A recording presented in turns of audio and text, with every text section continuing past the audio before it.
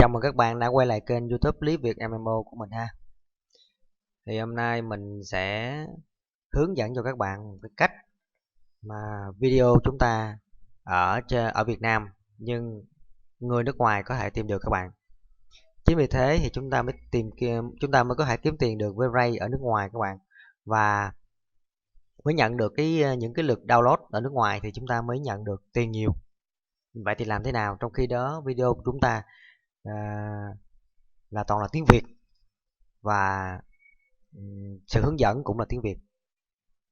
Đó, như video mình làm cho các bạn xem nè, chỉ là tiếng Việt, đúng không? Chỉ là tiếng Việt thì chỉ có người Việt Nam xem. Nếu mà chỉ là người Việt Nam xem á thì cái lượt download á, các bạn chỉ kiếm được có $1 trên một người download mà phải để 30 ngày. Nhưng nếu chẳng hạn người Mỹ mà download cũng xem video này mà download thì là $7,5 một lần download. Như vậy thì các bạn nghĩ nó chênh là bao nhiêu? Rất là lớn, đúng không? Cho nên á, hôm nay mình sẽ hướng dẫn cho bạn một cái bí kíp để mà có thể cái video các bạn mà người nước ngoài có thể họ tìm kiếm trên YouTube mà nó ra cái video của các bạn luôn.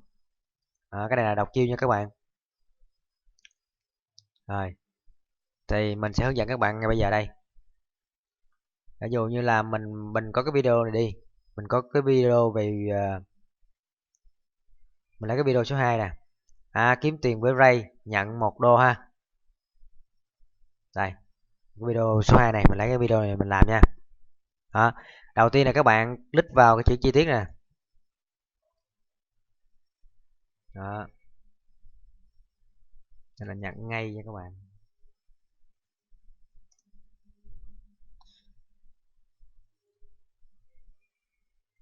Rồi, sau khi các bạn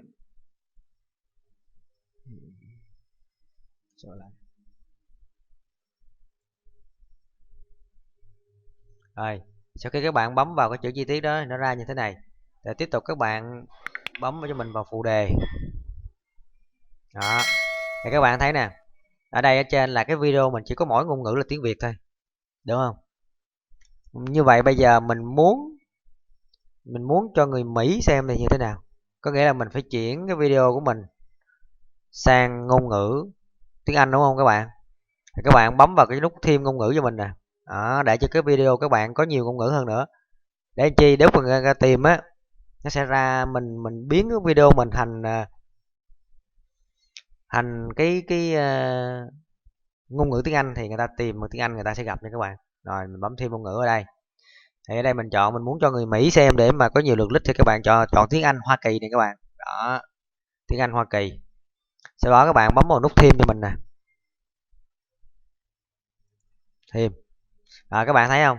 Các bạn thấy như vậy á, bây giờ bên đây là tiêu đề tiếng Việt, mô tả tiếng Việt. Các bạn muốn mà người ta tìm tiếng Anh á thì bạn chuyển cái này thành qua tiếng Anh cho mình bằng cách là dùng Google Dịch. Còn nếu các bạn nào giỏi tiếng Anh thì tự dịch cũng được, nhưng mà nếu như không rành về tiếng Anh, không rành ngôn ngữ thì có thể là chúng ta dùng Google Dịch nha.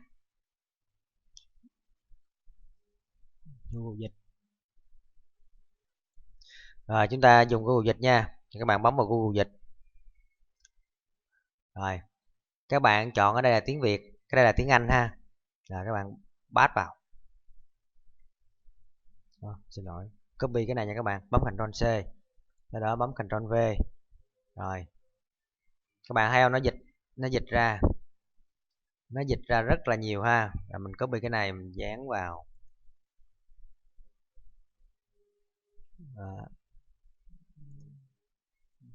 Dán vào.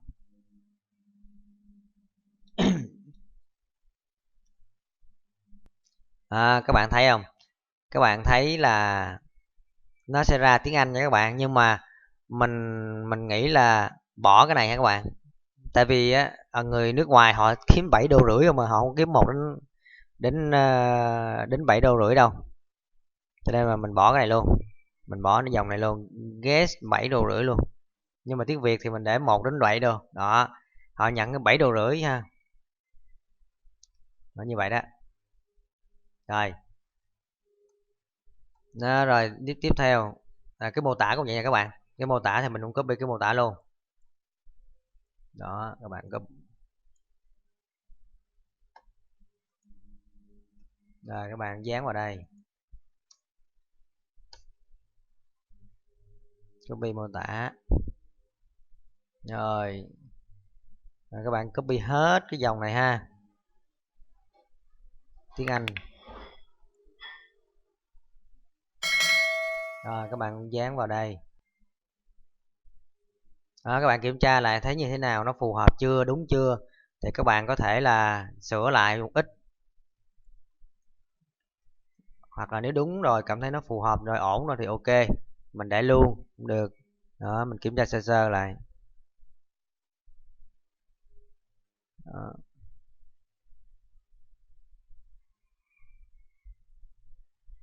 Đó, các bạn cứ chỉnh sửa ha, xem nó như thế nào, nó phù hợp chưa, ok chưa. Rồi sau đó các bạn bấm vào xuất bản cho mình. Đó, như vậy là cái video của mình đã có 2 cái ngôn ngữ.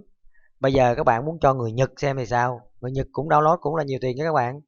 Đó, thì mình thêm ngôn ngữ, mình chọn người Nhật thôi. Người Nhật cũng là nơi mà download nhiều tiền nha các bạn, cho nên là các bạn chọn người Nhật. Các bạn muốn bao nhiêu ngôn ngữ thì các bạn cứ add từ từ vào, add nhiều thật nhiều vào. Đó, như để mình chọn đây người Nhật thì sao? Người Nhật là tiếng Nhật đấy, thì mình chọn tiếng Nhật, sau đó mình bấm thêm vào nha các bạn. Đó, các bạn mới lấy cái bên đây nó có sẵn nè, các bạn mới chọn chuyển sang tiếng gì, tiếng Nhật. Các bạn chọn Japan.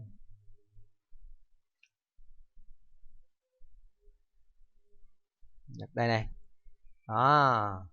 Đó, các bạn thấy nó chuyển sang tiếng Nhật không, các bạn cứ copy dán vào cho mình.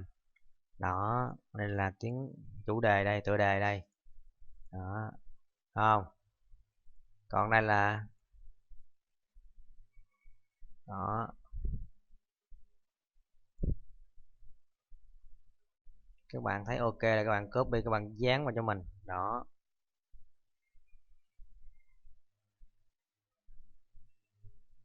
Rồi, các bạn thấy không, rất đơn giản. Sau đó các bạn bấm vào xuất bản nha.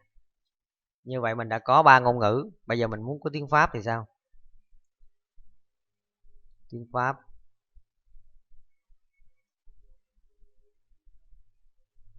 tiếng Pháp, tiếng Đức đi các bạn, tiếng Đức đi, tiếng Đức cũng được. Đó, các bạn thêm tiếng Đức vào. Đây, chọn tiếng Đức. Rất đơn giản đúng không các bạn? Như vậy là khi người ta search trên Google á, người ta sẽ thấy được cái người ta nếu người Đức họ tìm kiếm trên Google á, ở trên YouTube á, chủ đề mà chủ đề mình đang làm á, thì có khả năng là video của mình sẽ xuất hiện ha. Còn nếu như các bạn chỉ để tiếng Việt không thì chỉ có người Việt xem thôi chứ ai mà xem. Người nước ngoài đâu có tìm tiếng Việt, mà họ tìm tiếng Việt cũng không ra được, tại vì YouTube nó sẽ ưu tiên cái ngôn ngữ nào thì nó sẽ hay hiện cái ngôn đó nhiều nha các bạn. Đó. Rồi các bạn bấm xuất bản nha. Rồi. Rồi, như vậy là mình đã làm thử cho các bạn thấy là hiện bây giờ video của mình đã có 4 ngôn ngữ. Như vậy nếu chúng ta có bao nhiêu video thì mình cần, vì mình hướng dẫn các bạn á là rất nhiều video đúng không? Như vậy các bạn cũng sẽ ngồi làm như vậy cho hết các video khác cũng vậy nha các bạn, chứ không phải là một video nha, làm hết những video này.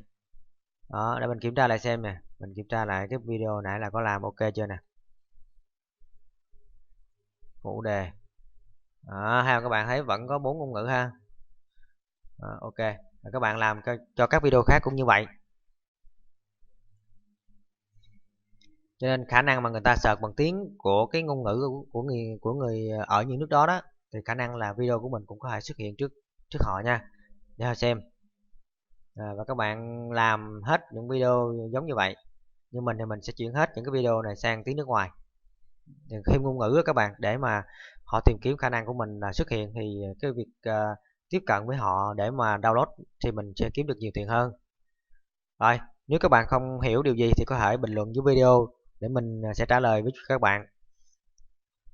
Và các bạn thấy video này hay thì nhớ cho mình một like, sau đó sẽ chia sẻ video này trên các mạng xã hội như là Facebook, Zalo hoặc là Twitter, Pinterest vân vân của các bạn đang sử dụng á, để cho nhiều người biết, để mà giúp cho họ cũng có thể kiếm được nhiều lượt download hơn từ nước ngoài.